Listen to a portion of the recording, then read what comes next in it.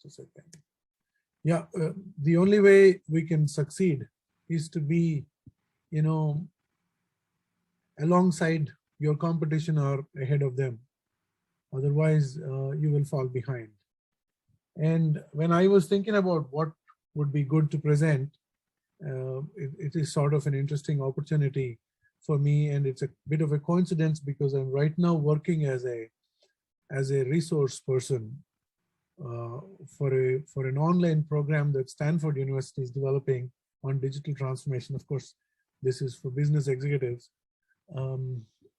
And I thought, why not talk about it with students as well?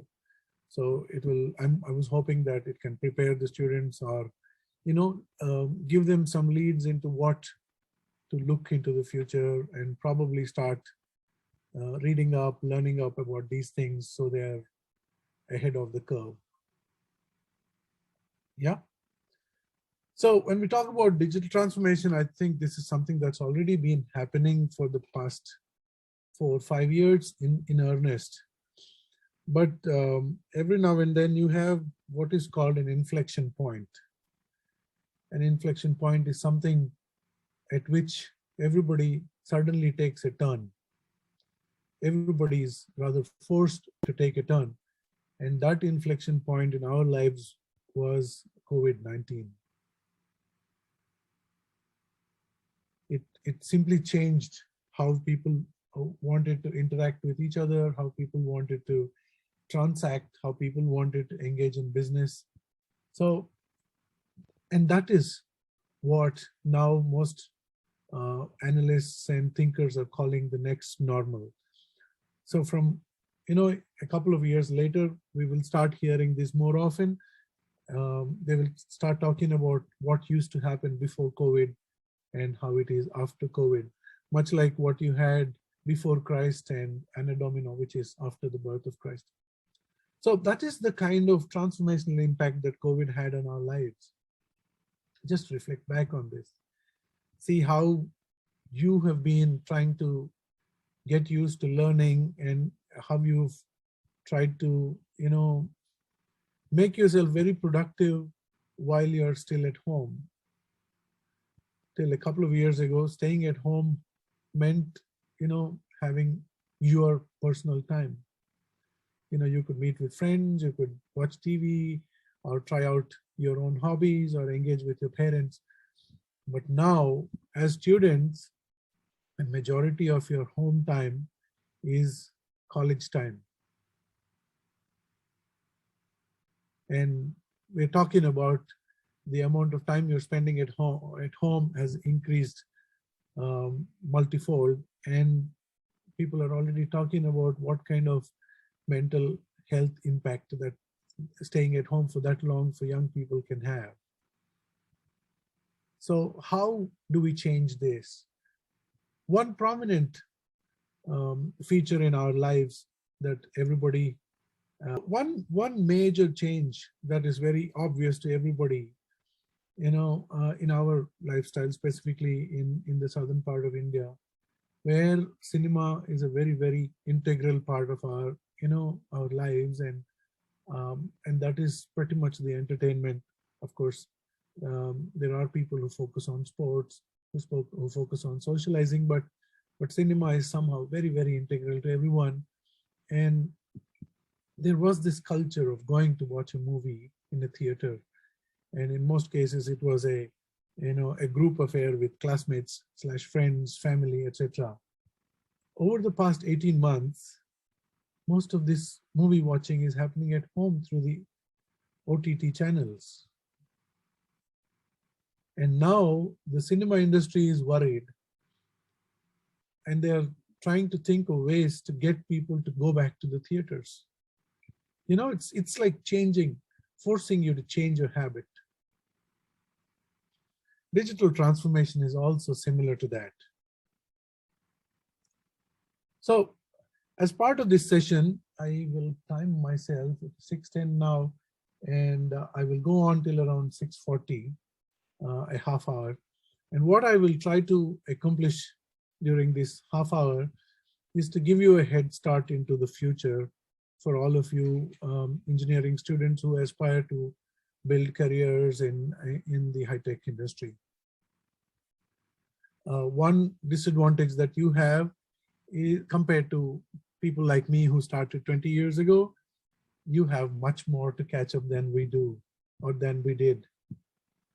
And that said, the level playing field is that someone who passes out of their engineering fourth year in 2022 March is also competition for someone who's been in the industry for 20 years like me. It's the younger lot who are actually able to, get ahead, come up with innovative ideas, understand how lifestyles are changing, how people will adapt to newer technology, and how people will integrate technology. Think about it. Think about this example. In 2016, we've had the demonetization. Till then, everybody, pretty much everybody, dealt with a lot of cash. There is an estimate that across the country today, compared to October 2016, the amount of cash that people deal with has come down by 80%. Even farmers in our country use apps like PhonePe and Paytm. Yeah. So how, as young people who are learning technology, how do you plan to impact this society? How do you plan to impact, large businesses, and how they will use this technology to be more successful, more competitive in a future that is increasingly looking more and more digital? That's going to depend more and more on technology. Yeah. And one of the things that I mentioned here is to have a 360-degree view of technology that is part of the next generation architecture. I'm not going to provide any large images or architecture diagrams, but I'm going to, at a very high level, discuss some interesting aspects of that. Okay. So I wanted to start with this story. This is not actually a story, but this is a fact. This is not an interactive session, so it's not fair for me to ask how many of you know what this picture is all about. This is a ship that got stuck in the Suez Canal in March this year.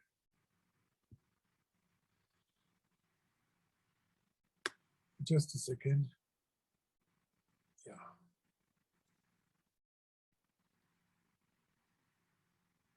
Yeah. So the ship got stuck.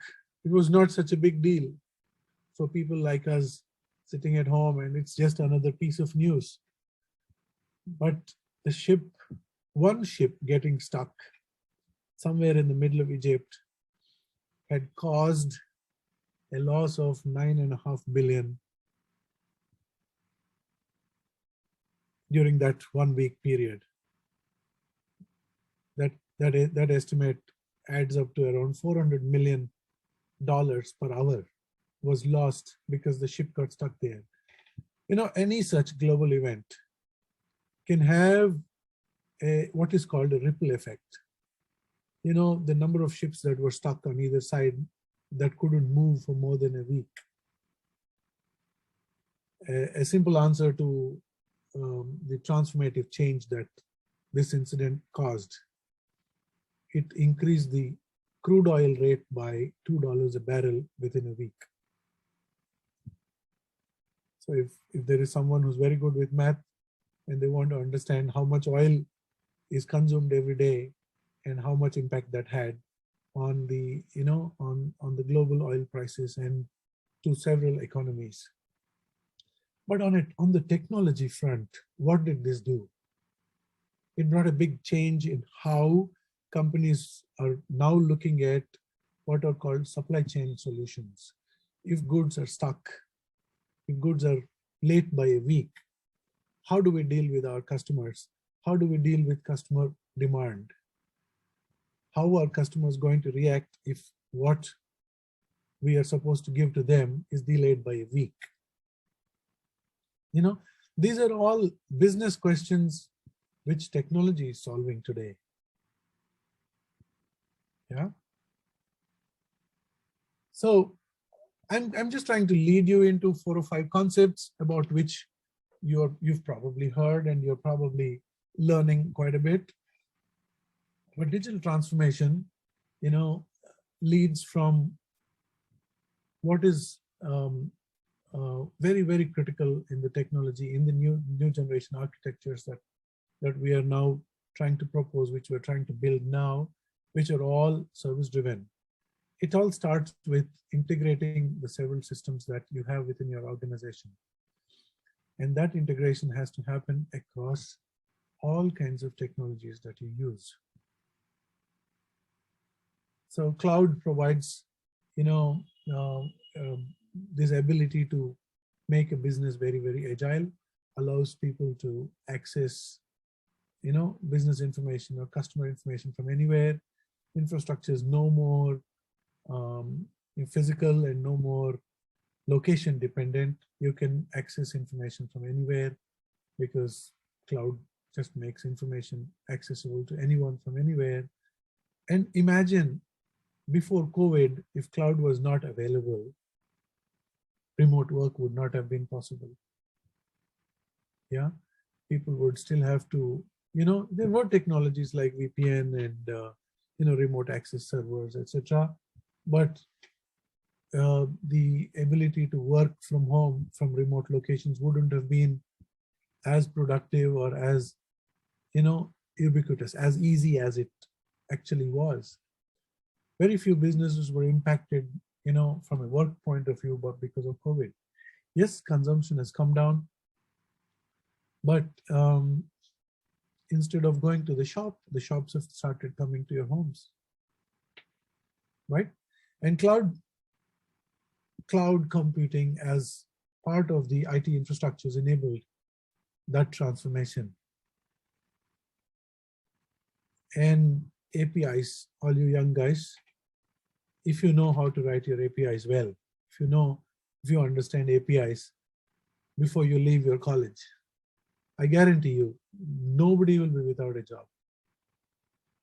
Yeah, this whole world is all about, you know, developing APIs and deploying them, developing, you know, services using APIs, integrating multiple APIs, you know, consuming some existing APIs, integrating them with databases.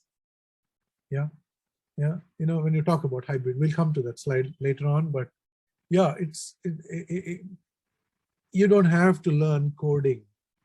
And mark my words carefully. I know your professors won't like this. You don't have to learn coding if you learn how to consume APIs and if you learn how to integrate services with databases. All right. So if you have any questions around this, please write them down and I'll be happy to answer at the end. AI and machine learning is another thing that is, you know, more and more pervasive. The estimate is that by end of 2022, about 50% of Fortune 500 businesses will have about 50% of their you know, services which will have some amount of AI built into them. All right, we'll look into machine learning and AI examples when we talk about automating and democratizing AI. That's what I'm trying to bring to your attention. Okay, RPA is also a stage 1, stage 2 AI in some ways, but that is something that is already fairly available to a lot of us. Without your knowing, you're probably using a lot of robotic process automation. We'll talk about that too. Mobile platforms is something that most of you are very, very familiar with. I use the example of OTT because I know a majority of you know how to share your Netflix accounts across multiple mobile phones. But even otherwise, the moment any technology has reached the mobile, it's brought technology into everyone's hands. The earlier example that I used that even farmers are able to perform digital transactions. So I think that's remarkable that we've managed to get technology that far in a country like India. And then there are several emerging technologies like blockchain, which will also become fairly mainstream in the next couple of years. Augmented reality is already there. Virtual reality is something that's been around for 15 to 20 years, but now we're seeing real applications. IoT has been around for a while because I recall I first worked on a semi-IoT project in what was then called radio frequency identification. It's called RFID.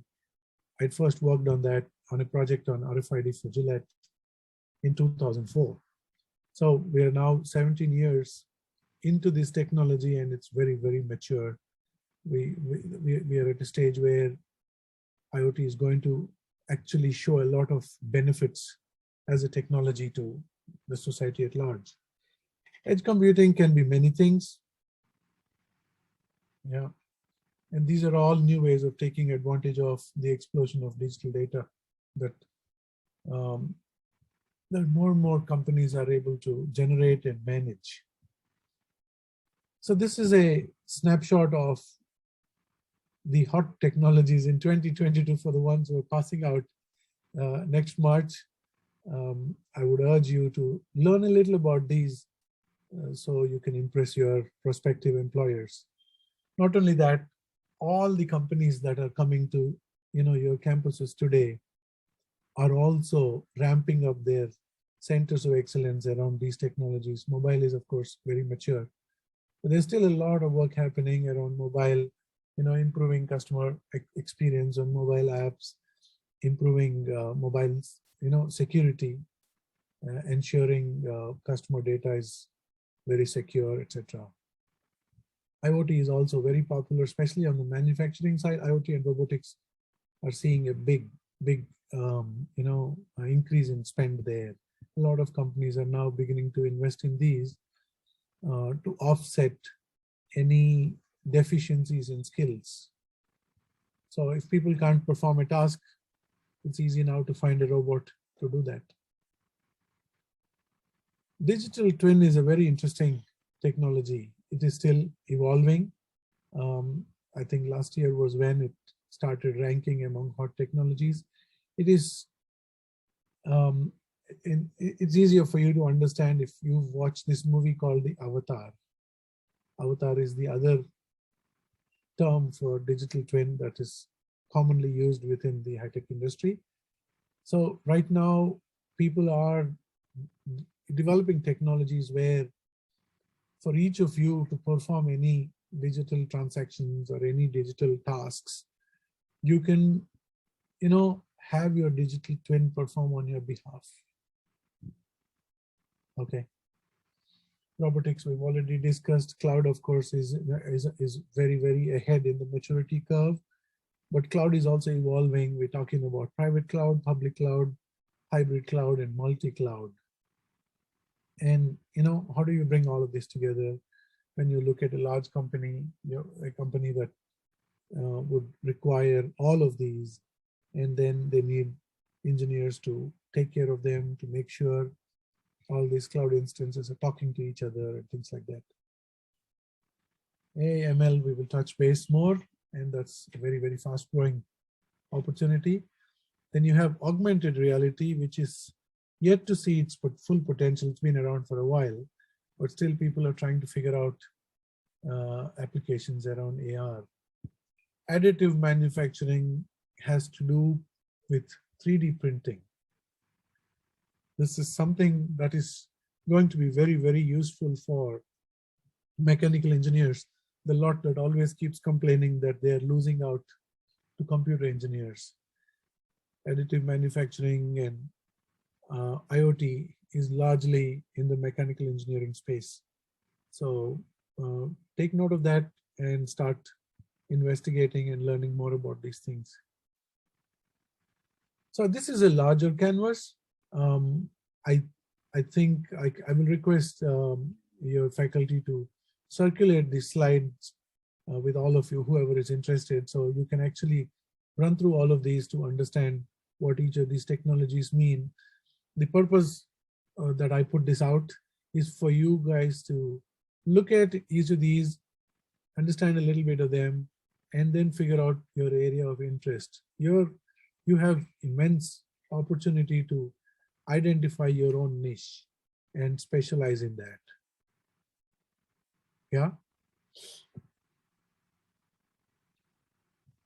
So as you could just look at the image and forget about the rest. But this is again one of those triggers that COVID has caused. We were happily managing with 4G, and that's why very few telecom companies were looking to invest in 5G, because the cost of implementing 5G is uh, fairly large. But COVID has suddenly increased our bandwidth needs at home. And that's why 5G is now, I think, already being rolled out, especially on the mobile handsets. Majority of the manufacturers have already launched 5G enabled mobile phones. But the big magic that you will see is you will see several other 5G enabled devices like refrigerators, cars. Yeah. So they will start consuming a lot of data, and they will start responding to, remote notifications and remote communication. Yeah.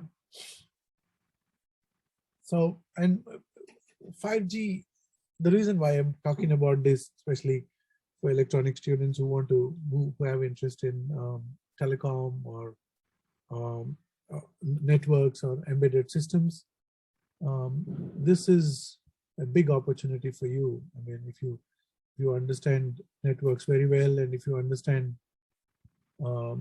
communication networks, then 5G offers a very large opportunity for you folks. So this, of all the slides, this is the one that is most exciting for me. And I had a lot of thought around why we should talk about bad data and the cost it has for business here. Customer data platforms are something that is just about emerging, that's just about hitting the market. And all the large companies that you know of, the Oracles and SAPs and the Microsofts of the world, are just about beginning to, build these CDPs.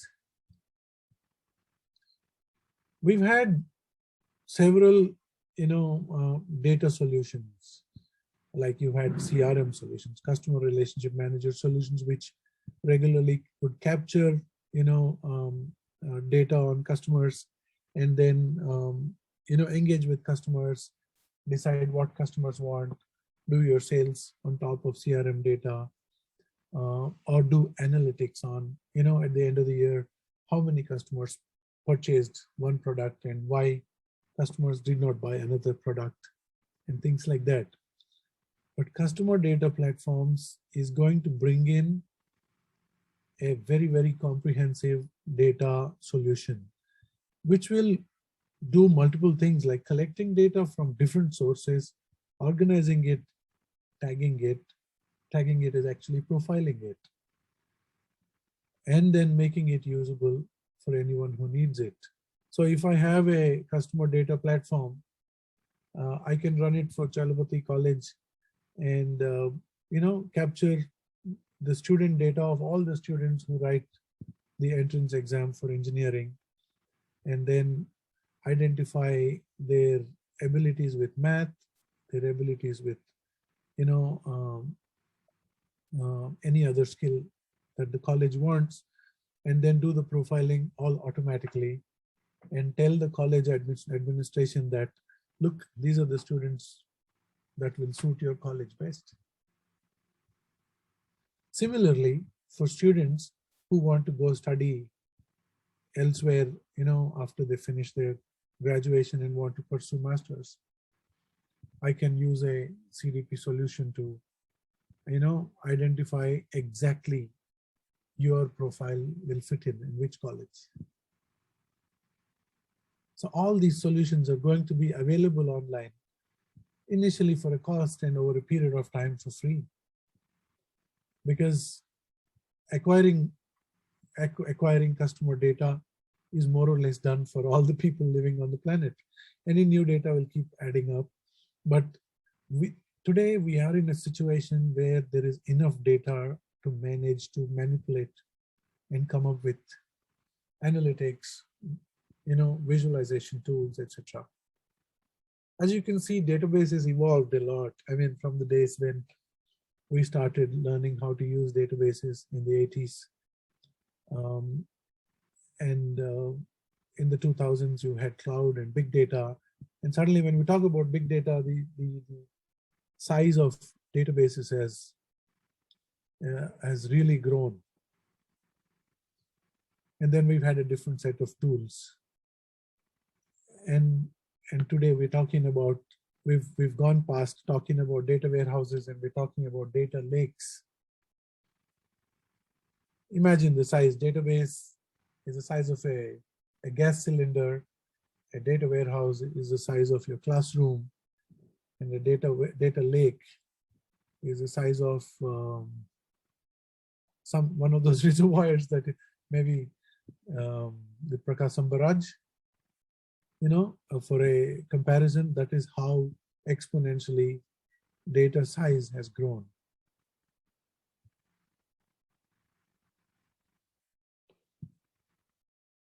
So this is a very powerful illustration. And as you can see, data can be accumulated from anywhere, processed, re-engineered, profiled, and released to any source.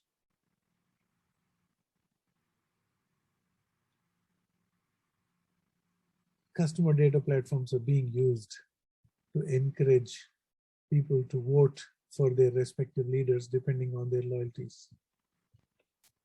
So for example, if somebody, maybe it's a little sensitive to talk about politics here, but if you, let's take a large sample size of the 300 or 400 students who are right now in this session, or maybe less. But CDP has the ability to quickly identify how many of you would like to watch an action movie and how many of you would like to watch a comedy or a romantic comedy, and then give that information to an OTT platform like Netflix or AHA, and then they will push you those movies that suit your interest to you. Then the chances of you watching the movie is higher.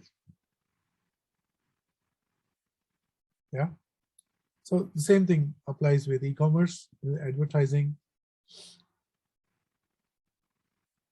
What is hybrid cloud? I'm sure most of this is being covered. So in any large business today, they have multiple cloud solutions. So IT infrastructures in large companies are now in a very, very complicated state, where companies who've been around for a long time have really large physical IT assets like databases, servers, several routing boxes, routing servers, huge racks of physical IT assets. And now the new investments that these companies are making, they're all making these investments in the cloud. There are a lot of them are buying private cloud on AWS. Some of them are buying public cloud on AWS. Then if they are already using SAP in their business, they're buying the SAP's cloud solution. Now the challenge is they need intermediate solutions like integration platform as a service. It's called IPaaS. Yeah, to integrate and have the physical implementation of SAP and cloud implementation of SAP, or physical implementation of Oracle database and cloud implementation of SAP to talk to each other. They need an integration platform. Yeah. So hybrid cloud also will require something like an iPaaS, where they can bring a private cloud and a public cloud and then have them all integrated in one place. This is a very interesting space for students who are very keen on getting into system administration, DevOps, application development on the cloud, etc. This is another very challenging trend by itself. Headless technology is already in place, where, if you understand how computing systems evolved from mainframes to client server to web servers, and later on to application servers and so on and so forth. Today we are at a stage where the front end and the back end can be completely different. So you will have a back end to which you can have any number of heads. I think this may be the best example to use is Ravanasura. So he has just one torso and several heads.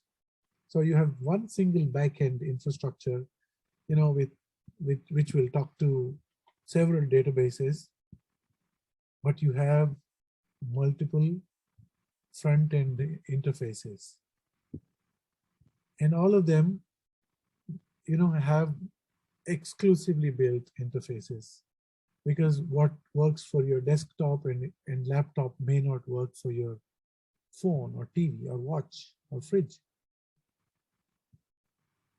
See, a lot of devices in your homes are going to be impacted by digital transformation. For example, your lighting, your ceiling fans, your microwaves, your refrigerators, your air conditioners, all of them are going to be digitally enabled once they have, once 5G is in place. Most of them will have new wireless technologies where you can, from your laptop, from your mobile phone, you can talk to any of these devices. That's going to become a reality pretty soon. Now compare, I provided this illustration to give you a comparison between how a headless technology works versus monolithic architectures. Now, this kind of a backend architecture requires you to understand how many different possibilities will exist in the front end and build your backend accordingly.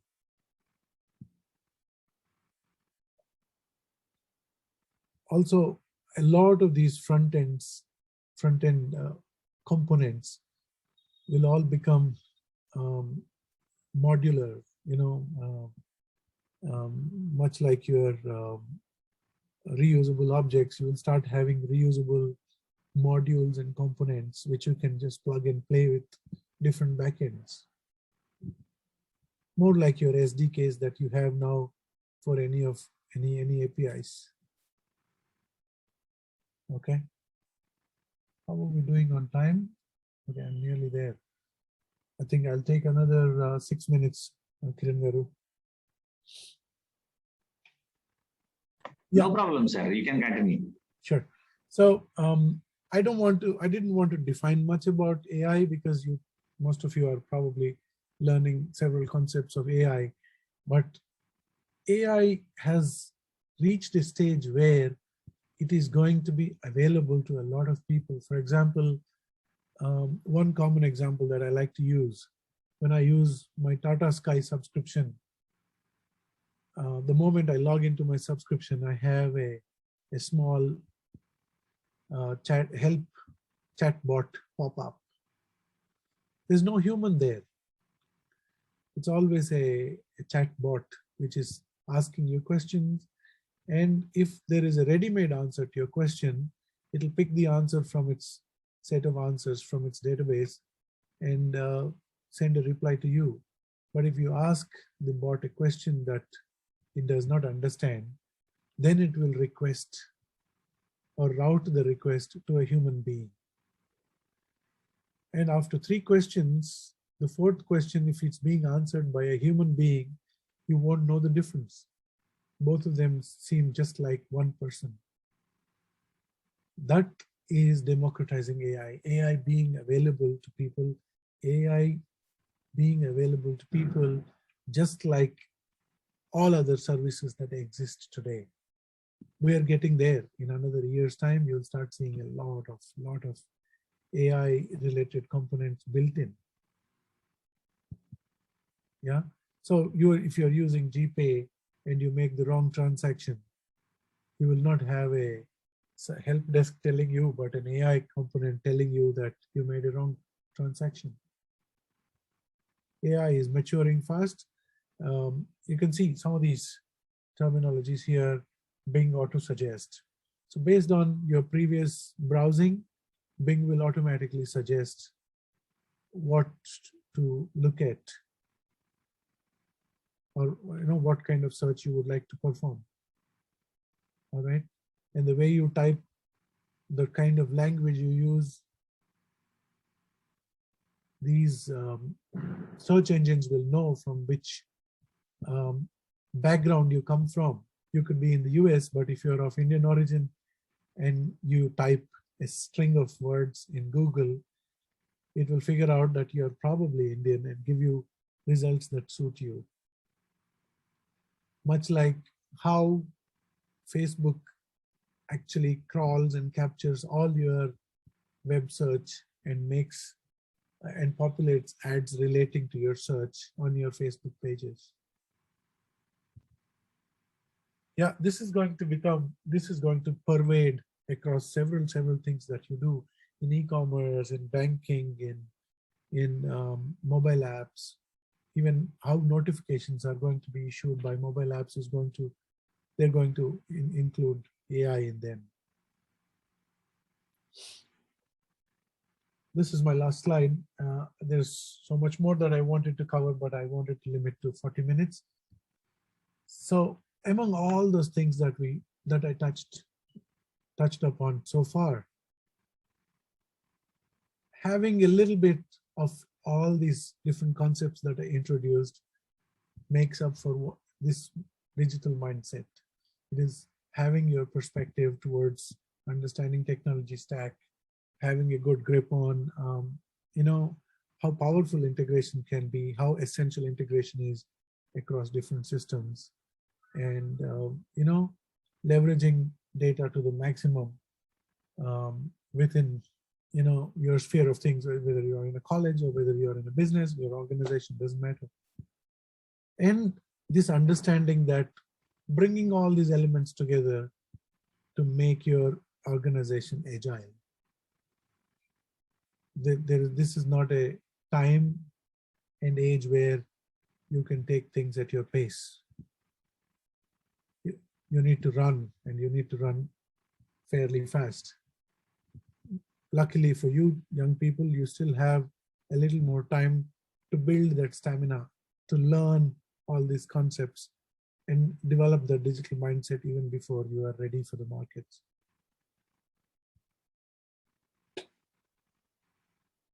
Yeah, so that's pretty much what I had.